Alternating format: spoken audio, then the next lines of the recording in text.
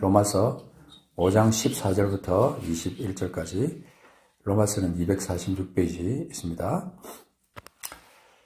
자, 우리 같이 읊조리면서 말씀을 같이 읽도록 하겠습니다. 제가 시작합니다. 그러나 아담으로부터 모세까지 아담의 범죄와 같은 죄를 짓지 아니한 자들까지도 사망이 왕노릇하였나니 아담은 오실 자의 모형이라.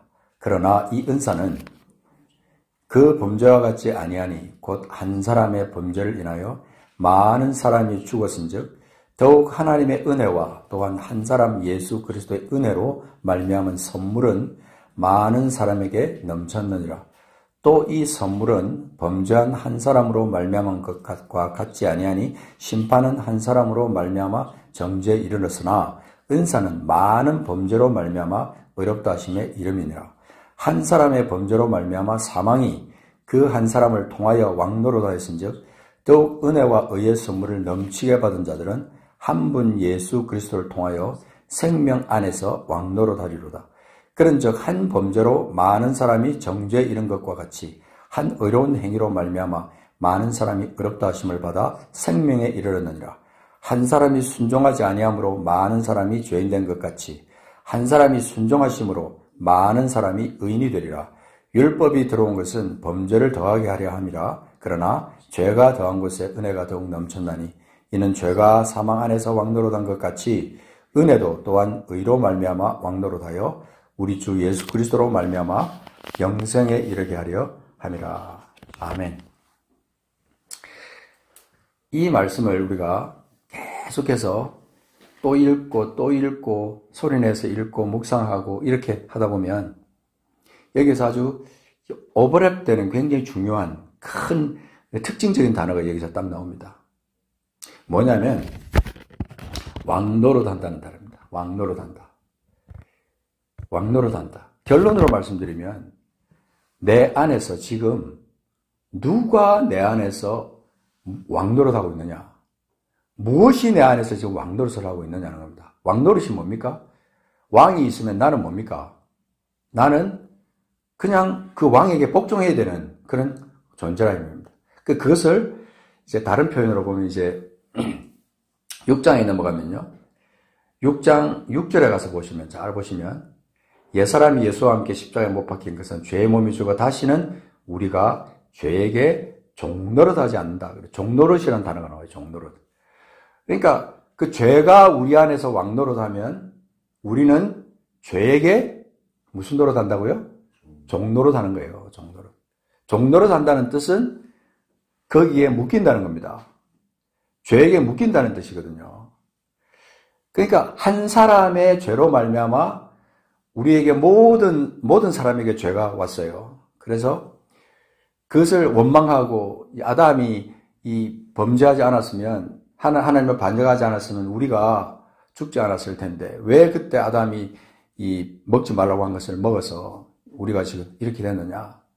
그러면서 아담을 원망하는 그런 경우도 있습니다. 저도 잘 몰랐을 때, 예수님을 처음 믿었을 때 궁금했어요.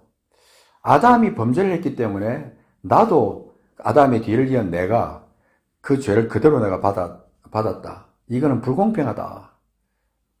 그렇지만 그건 영적인 하나님 나라의 어쩔 수 없는 법칙인 거예요. 그 죄로 말미암아 아담이 불순종한 그걸로 말미암아 사망이 우리에게 와서 우리 모든 사람에게 왕노릇을 지금 하고 있는 겁니다. 왕노릇을 했어요, 지금까지. 그래서 우리가 예수를 믿는다는 것은 내가 누구에게 지금 이 종노릇하고 있느냐, 내가 누구에게 지금 종이 되어서 거기에 묶여 있느냐 하는 겁니다. 이것을 우리가 생각하면 우리가 예수 그리스도 안에서 거듭났다고 하고 우리가 예수 안에서 새롭게 됐다든지 또 하나님의 자녀가 됐다든지 구원을 받았다든지 이런 많은 표현들이 있잖아요. 사망에서 옮겨 영생으로 갔다. 이런 표현들을 많이 하잖아요. 우리가 예수 믿는 것은 정말 기적 같은 사건이에요, 사실은. 지금 우리가 여기 지금 이 예배당에 지금 앉아 있지만 여기까지 이건 하나님의 은혜입니다. 어떻게 해서든지 우리가 지금 이 교회로 발걸음을 옮겼다는 이 사실부터가 우리에게는 하나님의 은혜입니다. 계속해서 지금 여기 14절에도 계속 나옵니다. 은혜라는 말이 계속 반복해서 나와요. 그죠? 그래서 15절에 보면 특별히 뭐냐면 하나님의 은혜라는 말이 나오고 또한 한 사람 예수 그리스도의 은혜로 말미암은 선물이라고 그랬어요. 은혜는 선물이거든요. 선물. 그러니까 선물로 우리에게 주어진 이 은혜를 우리가 받았다는 겁니다. 이게 귀한 거예요. 우리 마을 사람들 중에 어떤 사람은 우리 교회랑 이렇게 좀 연결이 되면 예수 믿으라고 할까봐 이 마음문을 못 열고 있는 분들 제가 봤어요. 그래서 참, 어떻게 보면 우리가 볼 때는 안타까운 부분이에요. 그죠? 그 엄청난 축복, 엄청난 은혜, 무엇보다도 여기 보면 선물이라는 단어가 나오죠, 선물. 이 선물을 하나님께서 거저 주셨는데 그 선물을 사람들이 거부를 하는 거예요. 근데 이 선물이 정말 좋은 선물이고 이 선물이 생명이고 이 선물이 지옥에서부터 천국으로 이끄는 영원한 멸망에서 영원한 영생으로 이끄는 그런 선물이라고 하는 것을 알게 된다면 과연 그들이 이것을 갖다 거부할까? 많은 사람들이 이 교회를 바라보면서 그냥 하나의 그 종교적인 단체, 그냥 그 목사를 먹여 살리는 어떤 기관, 이 정도로 생각하더라고요. 많은 사람이 그렇게 생각해요, 실제로. 몰라서 그런 거예요, 그죠? 이 선물, 이 은혜, 내가 생명을 넣는 이 귀한 선물을 모르고 있으니까 그런 거예요. 어쨌든지 간에 그들에게 이 선물이 하나님의 은혜고 이것을 받아들이기만 하면 우리는 이 죄에게 종로로 하지 않고 의에게 종로로 하는 영원한 하나님의 백성이 되는 그 축복을 우리가 받을 수 있다는 것을 어떻게든지 전해야 되고 선포해야 되고 만나는 사람마다 기회 닿는 대로 우리가 선포해야 되는 겁니다. 지금 우리가 사실 이 주보에 이 비상구, 이 생명의 말씀을 계속 지금 몇 주 동안 계속 지금 싣고 있어요. 그리고 안에 우리가 알아야 될 복음 메시지들이 여기 계속해서 매주마다 다르게 올라가요. 이걸 제가 지금은 이제 기회 닿는 대로 이제 만나는 사람에게 전해주고 집에도 갖다 놓고 이렇게 제가 지금 계속 하거든요. 어떻게 해서든지 이 선물을, 이 은혜를, 이 하나님의 은혜를 많은 사람이 받아 누려야 된다. 그래서 17절에 보면 한 사람의 범죄로 말미암아 사망이 그 한 사람을 통하여 왕노로 하였은즉 이것처럼 은혜와 의의 선물을 넘치게 받는 자들은 이게 축복, 다시 한번 설명하는 거예요. 은혜와 의의 선물을 넘치게 받는 자들, 그 사람이 누구예요? 우리입니다. 우리 예수님을 깨닫고 구주되심을 깨닫고 그분을 개인의 구주로 영접하고 그때부터 내 삶을 완전히 뒤바꿔 놓은 하나님의 은혜를 내 것으로 받아들이고 지금까지는 내 안에서 죄가 왕노로 됐지만 이제는 하나님께서 내 안에서 하나님의 의가 내 안에서 왕노로 하는 그것을 받은 사람들, 은혜와 의의 선물을 넘치게 받은 자들, 받는 자들, 그런 사람들은 한 분 예수 그리스도를 통하여 생명 안에서 왕노릇 한다 그랬습니다. 의 안에서 우리가 그 죄를 이겨버리고 우리가 이 죄 위에 서서 죄를 완전히 우리가 우리 안에서 쫓아내버리고 우리가 그 안에서 생명 안에서 우리가 왕노릇 하는 거예요. 그러니까 이것은 참 신비 중에 신비인데 이걸 신학적으로 설명하고 무슨 뭐 이론적으로 따지는 게 아니고 이것이 내 속에 믿음으로 받아들여진 순간 내 인생은 그때부터 팔자가 바뀌는 거예요. 진짜 팔자가 바뀌는 거예요. 어떻게 이런 기적이 나에게 있을 수 있느냐 하는 겁니다. 어떻게 이런. 여기 계속해서 생명이라는 단어가 계속 반복해서 나오잖아요. 이 생명은 그냥 우리가 이 땅에서 그냥 80년, 100년 살다가 그냥 늙어서 아니면 갑자기 어떤 사고로, 병으로 죽어서 끝나버리는 그런 생명을 말하는 게 아니에요. 이것은요, 이 생명은 하나님의 소원이에요. 하나님의 소원. 이 생명은 하나님이 우리에게 주셨던 그것인데 그것을 우리가 죄로 말미암아 뺏겨버렸다 이 말입니다. 근데 그것을 우리가 다시 도로 찾은 겁니다. 도로 찾은 거예요. 그래서 많은 사람이 의롭다 하심을 받아 예수 그리스도의 죽으심과 부활하심으로 말미암아 의롭다 하심을 받아 생명에 이르렀다고 선포하는 거예요. 이 생명은 우리가 혼적으로 무슨 이 생각을 하고 말하고 하는 그런 차원은 다릅니다. 혼적인 요소지만 이 생명, 이것은 영이거든요. 영적인 부분은 우리가 예수 그리스도가 아니고는 도저히 해결할 수 없는 부분이었어요.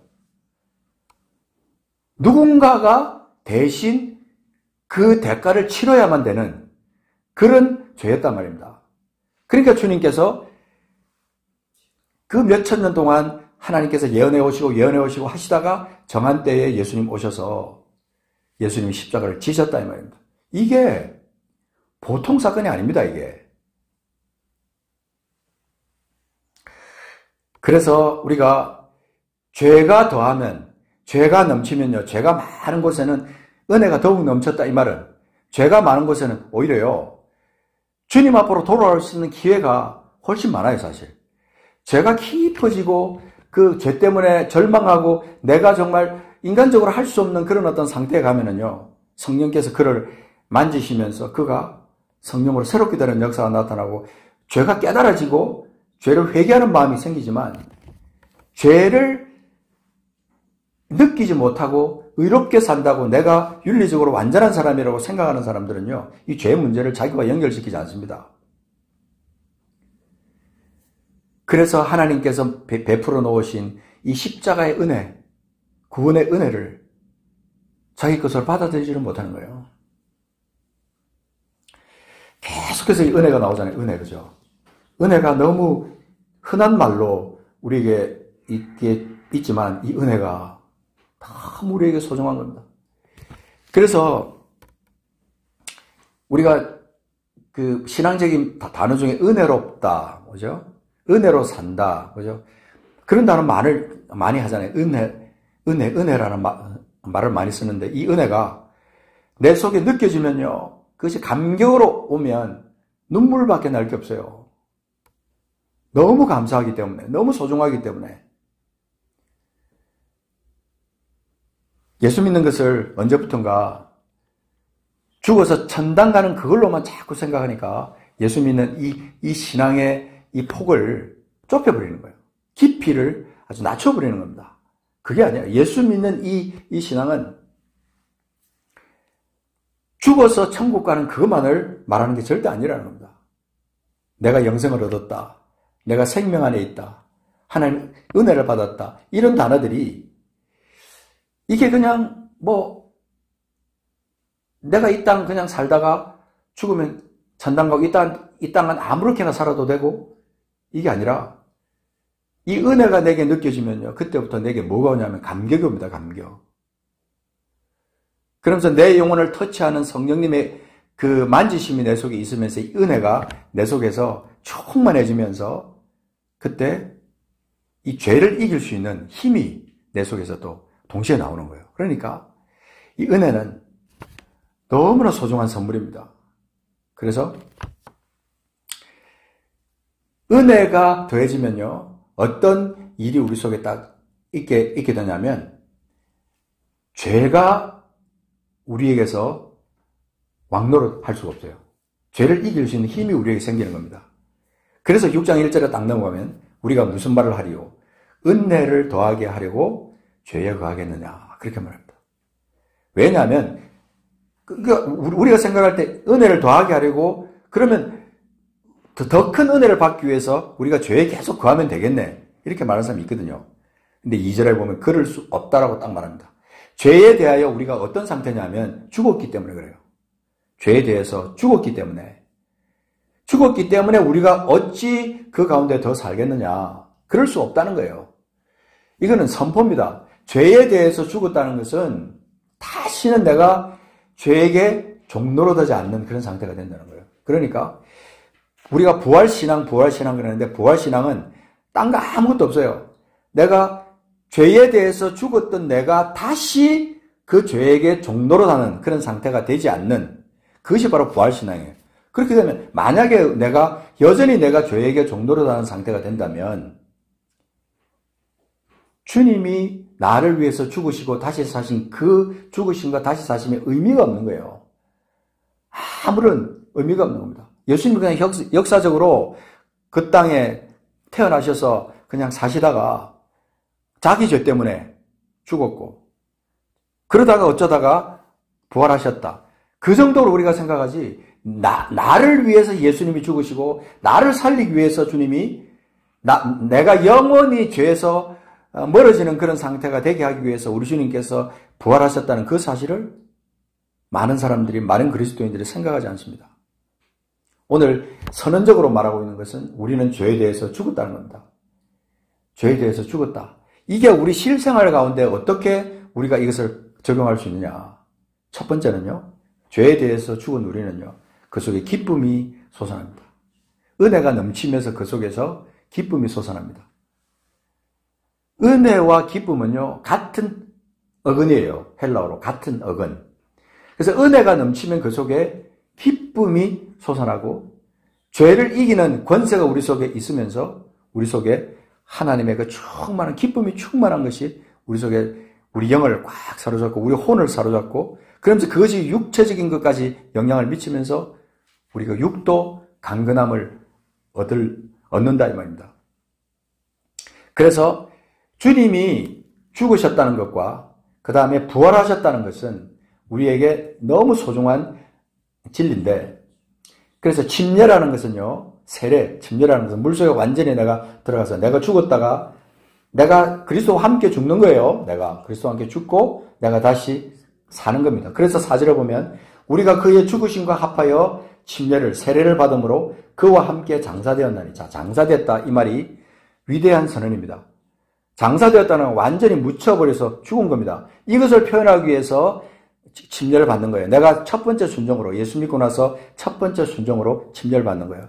그래서 정말 감격 속에서 예수를 만나고 난 다음에 내가 옛사람이 그리스도와 함께 죽었다는 것을 영으로 깨닫기 시작하면서 내가 침례받고 싶다 그래가지고 한겨울에 그 추운데 한겨울에 그냥 나를 끌고 가가지고 그냥 강에다가 그 얼음을 깨고 거기서 침례를 받는 사람도 있고요. 어떤 사람은 그냥 물을 할 데가 없으니까 겨울에 어디 가서 할 데가 없으니까 큰 통에다가 물을 받아놓고 나에게 침례를 달라고 그래가지고 침례를 준 경우도 있었고요.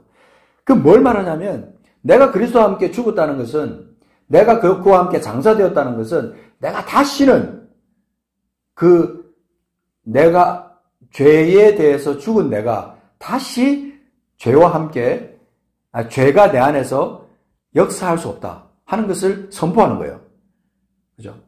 그래서 이는 거기 보면 4절 뒤에 아버지의 영광으로 말미암아 그리스도를 죽은 자 가운데서 살리신과 같이 다시 그를 살리신과 같이 우리로 또한 새 생명 가운데서 행하게 하람이라. 부활한 다음에 부활하신 그 주님을 믿는 신앙을 가진 사람들은요. 중요한 이 단어가 새 생명이다 이 말입니다. 그 두 번째 특징이 새 생명이에요. 새 생명 가운데 사는 그 삶이 우리 가운데 있다. 거듭난 사람들은 기쁨과 함께 이 새 생명 가운데서 행하는 이 삶이 우리에게 있다 이 말입니다. 그래서 그 5절에는 연합이라는 단어를 썼어요. 연합이라는 단어. 연합은 뭡니까? 합쳐진다는 겁니다. 만일 우리가 그의 죽으심과 같은 모양으로 먼저 연합한 자가 됐었어요. 근데 이제는 뭐냐면 그의 부활과 같은 모양으로 이제는 연합한 자가 된 겁니다. 그러니까 우리가 이 부활절에 우리가 예수 부활하셨다고 우리가 선포하는 이 찬양 속에는요, 내가 주님의 그 부활과 같은 모양이 됐다. 주님이 부활하셨으니까 나도 부활한다라고 하는 그 사실, 그것에 대한 선포를 하는 거예요. 이 부활은요, 나중에 우리 주님께서 다시 오신 다음에 우리가 그 죽은 몸이 다시 살아난다는 그런 부활도 있지만, 내 삶 가운데, 내가 그리스도인으로서 살아가는 이 삶 가운데 주님의 부활과 연합한 모양으로 이 땅에서 삶을 사는 겁니다. 이 말의 의미를 이해하시겠습니까? 굉장히 중요한 상황입니다. 내가 그리스도께서 부활하신 것과 같은 모양으로 연합한 자가 되어서 이 부활의 신앙을 가지고 이 땅에서 사는 거예요. 그러니까 우리는 어떤 자가 되어야 되느냐? 이것을 성경에서 여러 각도로 우리에게 말씀하고 있습니다. 그래서 이제 정리하면은 6절에 보면은요. 다시는 우리가 죄에게 종노릇하지 않는다. 그 다음에 9절에 가면 또 뭐가 있죠? 그 예수 그리스도를 사망이 다시 그를 주장하지 못하는 것처럼 우리도 11절에 너희 자신을 죄에 대하여는 죽은 자요 그리스도 예수 안에서 하나님께 대하여는 다시 살아있는 자, 부활한 자로 여길지어다. 그렇게 말합니다. 그렇게 인정하라는 거예요. 우리가 그렇게 인정하고 살아가는 거죠. 그래서 12절에 그 은혜 가운데 살아가는 사람, 부활의 은혜 가운데 그리스도의 은혜 가운데 살아가는 사람은 죄가 우리 죽을 몸을 지배하지 못하게 한다. 그게 세 번째 특징이에요. 죄가 우리 죽을 몸을 지배하지 못하게 한다. 그러니까 죄에게 우리가 그냥 나를 갖다 내던져 주는 게 아니라 이 말입니다. 내가 죄된 삶을 살아가는 그 순간에 갔을 때 내가 그리스도와 함께 죄가 그리스도와 함께 죽었고 내가 그와 함께 다시 살아났다고 하는 것은 내가 새롭게 의롭게 됐다는 겁니다. 그죠? 의롭게 됐다는 거기 때문에 의롭게 된 내가 다시는 그 죄가 내 몸을 이 죽을 몸, 이 몸을 지배하지 못하게 한다 이 말. 죽어서 내가 영원히 그냥 그 지옥 가고 내가 묻혀서 이 땅에서 그냥 썩어버리는 그런 존재가 아니라 나는 주님과 함께 영원히 사는 그런 부활의 주님의 부활에 연합한 자가 됐다는 그 사실을 선포하는 거기 때문에 우리는 결단코 우리 몸을 죄가 지배하지 못하도록 결단해야 된다. 그래서 깨어 있어야 된다는 거예요. 그거는 깨어 있어야 됩니다. 그래서 기도하고 말씀과 늘 같이 하고 계속 하나님을 찬양하면서 기도하면서 이렇게 살아가는 거죠. 우리가 이렇게 하지 않게 되니까 우리 성도들이요 종교적으로 되고 주일날 교회는 잘 가는데 삶은 엉망인 거예요. 삶이 엉망이에요. 왜? 종교적으로는 그냥 완벽한 사람이 됐는데 주일도 잘 지키고 그냥 뭔가 이렇게 종교적인 활동에 열심히 했는데 결정적인 순간에 가면 내 옛것이 다시 튀어나오는 거예요. 그러니까 안 믿는 사람들이 믿는 사람들을 가리켜서 저 예수쟁이가 왜 저래? 저 믿는다는 것이 왜 저래? 집사라는 사람이 왜 저래? 장로가 왜 저래? 이런 말을 한단 말입니다. 우리가 예수 안에 있다고 하는 것은 다시 죄가 내 몸을, 내 죽을 몸을 지배하지 못하게 하는 것이다. 그래서 몸의 사욕에 순종하지 않는다. 그리고 13절에 보면 불의의 무기로 죄에게 내주지 않는다라고 말했어요. 그냥 허락한다는 거예요. 그렇게 하지 않는다는 거예요. 불의의 무기로 죄에게 내 몸을 내주지 않는다. 기회를 안 준다는 거예요. 내가 죄를 지을 수 있는 기회를 안 준다는 거예요. 더 이상 죄에 묶이지 않는다. 그래서 부활의 주님을 우리가 생각하면요. 우리는 마음속에 주님 내가 다시는 이 죄에게 묶이지 않도록 하나님 나를 새롭게 만들어 주십시오. 왠지 모르게 나는 계속해서 예수 믿는다고 하면서 여전히 내가 옛 혈기가 내 속에서 자꾸만 올라옵니다. 그래서 우리가 예수 안에서 거룩하게 된다는 것은요. 점점 세월이 지나가면 지나갈수록 주님을 닮아가는 거예요.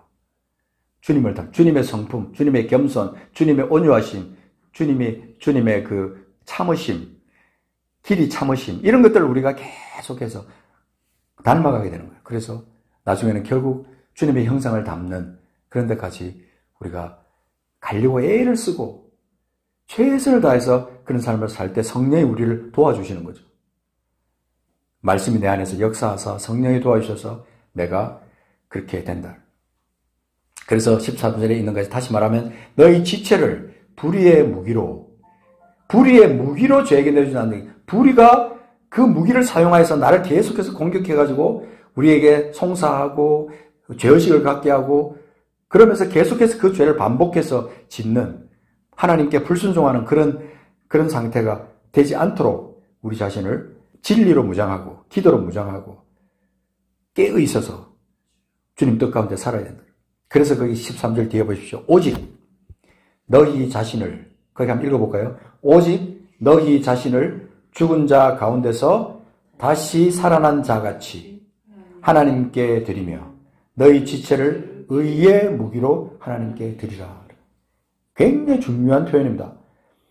너희 지체를 불의의 무기로 죄에게 내주지 말고 오직 그러지 말고 그러면 안 되고 오직 이 말은 그렇게 살면 안 되고 너희 자신을 죽은 자 가운데서 다시 살아나신 자 같이 죽은 자 가운데서 다시 살아나신 자가 예수 그리스도잖아요. 그 예수 그리스도 그분처럼 하나님께 드리라는 거예요. 죄에게 드리지 말고 하나님께 드리라는 거예요.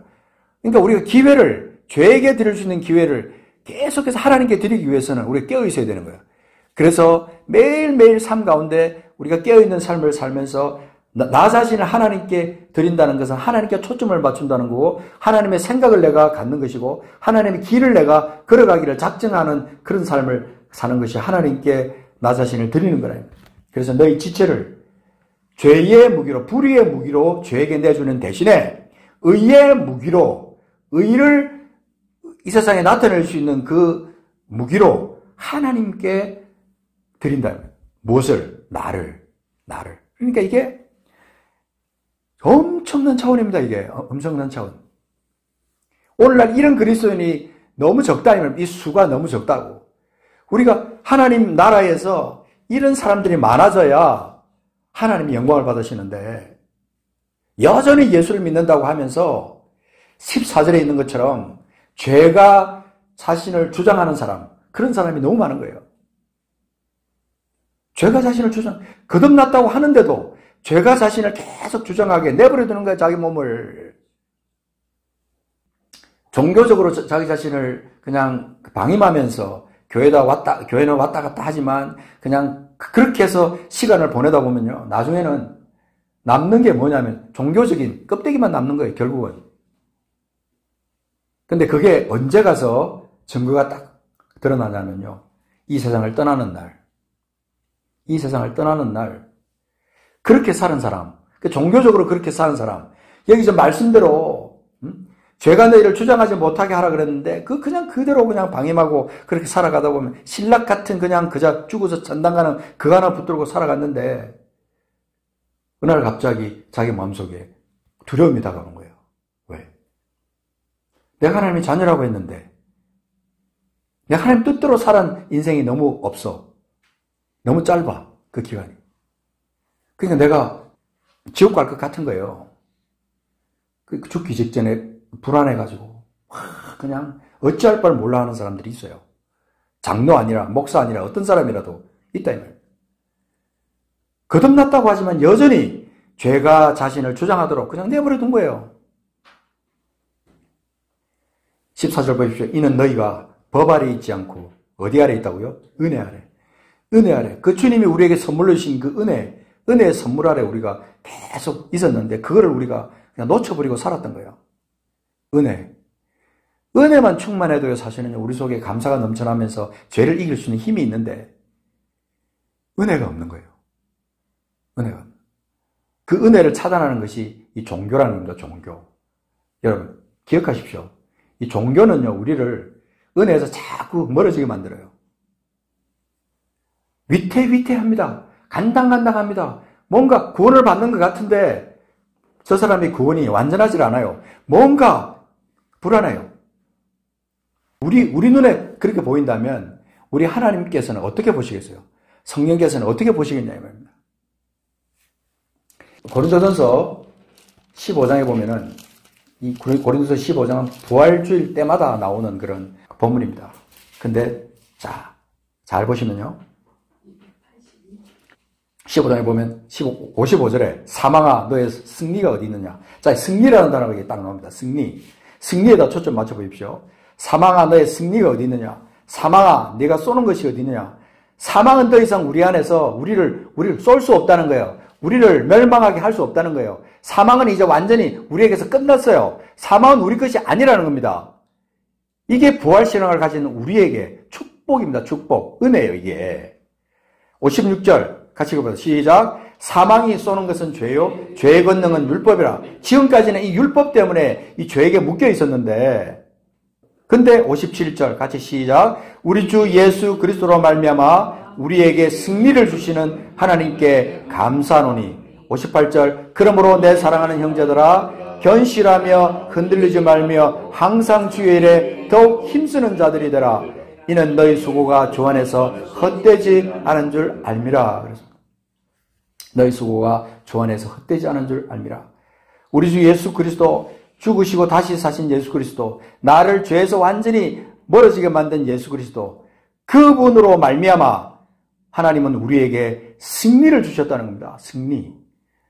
굉장히 중요한 포인트. 이 빅토리, 이것은요, 그냥 게임을 해서 그것을 이겼다 하는 그런 차원은 비교가 안 되는 겁니다. 이 승리는요, 죄에게 나를 내주지 않고 더 이상 죄에게 내가 종로로 되자 하지 않는, 죄로부터 완전히 해방받는 그 승리, 그것을 말하는 거예요.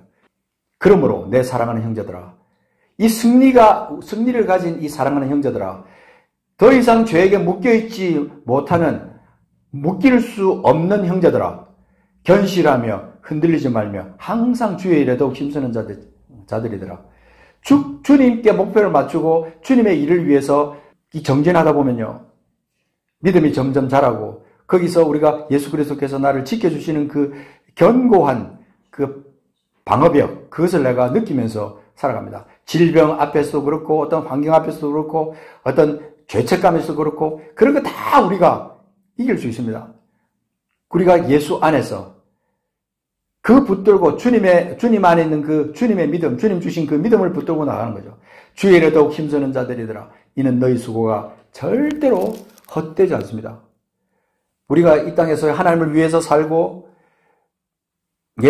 또 이웃을 위해서 살고 하는 이 모든 헌신들, 이런 어떤 일들, 주의 일, 이런 것들은 헛되지 않습니다. 이 마을에 있는 어떤 분이 저한테 질문했어요. 아니, 목사님이 뭐가 부족해서 여기 왔냐고. 그래서 제가 그랬어요. 난 그냥 하나님께서 내게 보내셨기 때문에 왔는데, 내가 여기 위해서 먹고 살기 위해서 온 게 아니라, 하나님께서 내게 사명을 주시고 그냥 여기 와서 주의 일을 하라고 주님께 나를 이곳으로 보내셨기 때문에, 이 시간과 몸과 그 다음에 모든 것을 힘을 다해서 내가 그냥 주의 일을 하는 겁니다.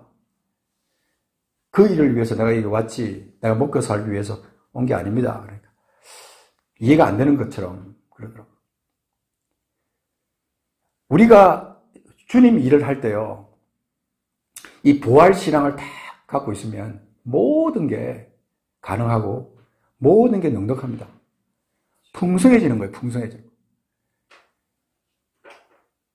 아까 우리 읽었던 그 공동체 성경 읽기 빌립보서 4장에서도 그런 말씀이 나오잖아요. 내게 능력 주시는 자에서 내가 모든 것을 할 수 있다. 그 모든 것 앞에는요, 칭찬할 만하면 무슨 덕이 있든지 무엇이 있든지 모든 것을 생각하고요. 그러니까 모든 사람 앞에서 당당하고 관용을 베풀고 모든 사람 앞에서 넉넉하게 살아갈 수 있는 것은 주님 내게 능력 주시기 때문에 그렇다. 주님이 내게 승리를 주셨기 때문에, 승리의 능력을, 승리의 힘을 내게 주셨기 때문에 내가 그렇게 살 수 있다는 거예요. 예수 믿는 것은 정말 안 믿는 사람이 볼 때는 이해가 안 될 거예요. 이해 안 되는 게 한두 개가 아닐 거라 이 말입니다. 이 비밀을 우리는 간직한 사람들이잖아요. 자, 끝으로, 자, 베드로전서 4장으로 가서 보겠습니다. 자, 베드로전서 4장 1절 2절에 보시면, 자, 그리스도께서 이미 육체의 고난을 받으셨으니, 베드로전서는 381쪽에 있습니다. 자, 그리스도께서 이미 육체의 고난을 받으셨으니 너희도 같은 마음으로 갑옷을 삼으라. 자, 여기 보면요, 갑옷이란 단어가 나옵니다. 갑옷은 뭡니까? 방어하는 겁니다. 나를 방어하는 거예요. 이는 육체의 고난을 받은 자는 죄를 그쳤습니다. 진짜 우리가 예수 그리스도 안에서 진짜 신앙이 참 신앙이고 거듭났다면, 예수님 때문에 거듭났다면요, 주님이 받으신 그 육체의 고난, 그 고난을 내가 받은 것과 같은 것으로 여기고 육체의 고난을 받았다는 그 인식이 있으면 증거가 뭘로 나타나면요, 죄를 그치는 겁니다. 죄를 그쳤습니다. 그 다음 2절 읽어봅시다. 그 후로는 다시 사람의 정욕을 따르지 않고 하나님의 뜻을 따라, 그 뒤에 뭐요? 육체의 남은 때를 살게 하랍니다. 이 중요한 표현입니다. 그 후에는 다시 사람의 정욕을 따르지 않고 다시 또 사람의 정욕을 따르면 계속해서 죄에게 또 종노릇하고 계속 그 죄가 내 안에서 왕노릇하도록 계속 내주는 거예요. 불의에게 나를 자꾸 내주는 거예요. 그게 아니라 그 후로는 다시 사람의 정욕을 따르지 않고 하나님의 뜻을 따라 육체의 남은 때를 살게 하려 함이라. 그래서 육체의 남은 때가 우리에게 얼마가 될지 알 수 없어요. 정말입니다. 얼마가 될지 몰라요. 오늘 밤에 우리 영혼을 데려가실 수도 있습니다. 이 죄 많은 세상에 오래 살면 뭐 하겠어요. 근데 어쨌든 주어진 시간 가운데서 하나님께서 우리에게 뭔가 사명을 우리에게 주시는 거예요. 사명. 너는 이 땅에 살면서 이 일만큼은 하다 와라. 너에게 주신 모든 여건 가운데, 환경 가운데 네가 이 일만큼은 하다 와라. 그것이 뭐냐면 하나님의 뜻을 따라 살아가는 거예요. 하나님의 뜻을 따라 육체의 남은 때를 그렇게 사는 거예요. 하나님의 뜻하고 상관없이 사는 것은 뭐예요? 반대로 하면 자기 뜻대로 사는 거예요. 그죠? 하나님 뜻 아니고 자기 뜻, 자기 생각. 그냥 인간적인 생각만 하면요. 그저 먹고 자고 그냥 그렇게 살다가 끝나는 게 사람의 길이에요, 그게. 근데 하나님의 뜻은 그거하고 다르다는 겁니다. 남들이 이해 못해도 남들은 도대체 왜 저래? 저 사람이 왜 저래? 왜 저래? 정상적인 사람에는 저런 삶을 살 수 없을 것 같은데 어떻게 저런 삶을 살아? 그런데 그런 삶을 사는 사람들이 지금 얼마나 많은지도 몰라요. 우리는 그런 삶을 살도록 명령받은 사람들입니다. 다시는 사람의 정욕을 따르지 않고 하나님의 뜻을 따라 육체의 남은 때를 살게 하라며. 그래서 쭉 가다 보면 7절에 만물의 마지막에 가까웠으니 그러므로 너희는 정신을 차리고 근신하여 기도하라. 6절 끝에도 보면 하나님의 뜻을 따라 하나님을 따라 살게 하려 하심이라 라는 표현이 나오잖아요. 성경에 그런 표현이 많이 나옵니다. 굉장히 많이. 하나님의 뜻을 따라 하나님께서 원하시는 대로 예수 그리스도로 말미암아 하나님의 영광을 받으시는 그런 삶. 그런 삶이 우리 그리스도인의 삶이라는 거예요. 그러니까 주님과 함께 동행하면서 부활하신 주님이 내 삶을 꽉 채워가지고 말을 해도 그렇고 행동을 해도 그렇고 생각을 해도 그렇고 모든 것이 다 인간적인 그런 생각이 아니라 하나님의 뜻을 생각하는 그걸로 꽉 차 있는 사람은요. 그런 사람이 어떻게 되냐면 하나님의 영광, 하나님께서 영광을 받으시는 거예요. 11절 보십시오. 만일 누가 말하려면 하나님의 말씀을 하는 것 같이 하고 자 이제 삶의 어떤 방법을 몇 가지를 지금 일러주는 거예요.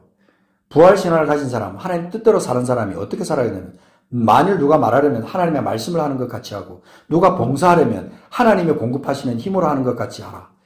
자기 힘으로 자기가 잘났다고 막 하는 게 아니고 하나님의 공급하시는 힘으로 하는 것 같이 하라. 그러면 어떻게 되냐면요.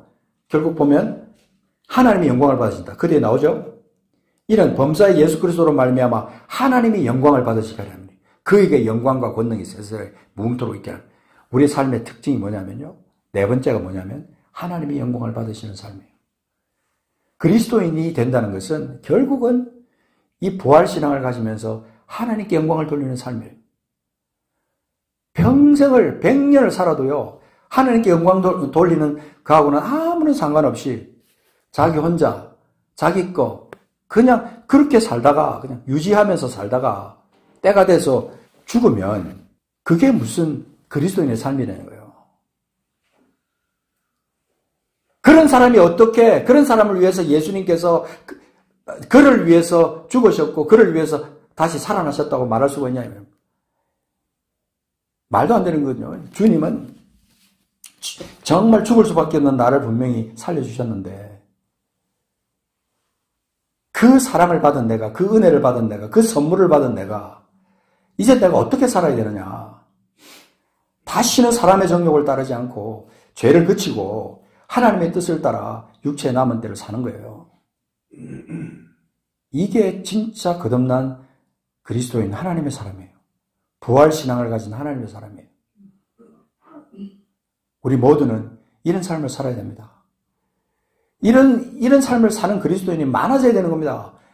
아니, 모든 사람이 다 그렇게 돼야 되는데, 이 세상은 지금 그런 사람을 오히려 이상한 사람을 취급하는 그런 시대에 우리가 살고 있는 거예요. 예수로 꽉 찬 사람, 예수로 꽉 찬, 은혜로 꽉 찬 사람, 그래서 기쁨이 넘치고 감사가 넘치고 죄를 그치고 하나님께 영광 돌리는 삶을 살고 그런 삶을 사는 것이 그리스도인들입니다. 저는 지난 한 주간 동안 저녁마다 기도를 하면서 저 자신을 하나님을 회개를 많이 했어요. 네가 목사로서 네가 주의 사명을 받았다는 사람, 소명을 받고 사명을 받았다는 사람이 이렇게 살아서 되겠냐. 주님께서 제 마음속에 많이 말씀해 주셨어요. 회개를 많이 했습니다. 부활신앙을 가진 우리들에게 하나님께서 원하시는 삶은 딴 거 없어요. 남은 때, 우리가 얼마가 남았든지 간에 사람의 정욕을 따르지 않고 하나님의 뜻을 따라 육체의 남은 때를 살리라. 그렇게 결단하는 거예요. 결단하면서 하나님의 뜻을 자꾸 구하다 보면요. 기도하고 말씀 보고 기도하고 말씀 보고 그렇게 하나님의 뜻을 구하고 이렇게 계속 하다 보면 하나님의 뜻을 따라 살게 돼 있어요. 그러다 보면 삶의 열매로 누가 영광을 받아요? 하나님의 영광을 받으시는 거예요. 하나님. 오늘 우리가 이 시간 각자에게 주시는 말씀을 따라 한번 합심해서 기도하도록 하겠습니다. 같이 하나님 앞에 한번 기도하겠습니다. 내가 지금 정말 하나님께 영광을 돌리는 삶을 내가 살고 있는가? 내가 은혜로 충만하고 기쁨과 감사가 충만한 삶을 살고 있는가? 뭔가 불안하고, 뭔가 미래가 두렵고, 뭔가 답답하고, 그게 아니라 예수로 꽉 찬 삶, 은혜로 꽉 찬 삶, 다시는 죄에게 나를 종로로 하게, 죄가 내 안에서 종로로, 내가 죄에게 종로로 다는 그런 존재가 되지 않도록 주님 앞에 결단하고 이 시간 성령께 구하는 우리가 되면 좋겠습니다. 같이 마음을 모아서 합심해서 한번 기도하겠습니다.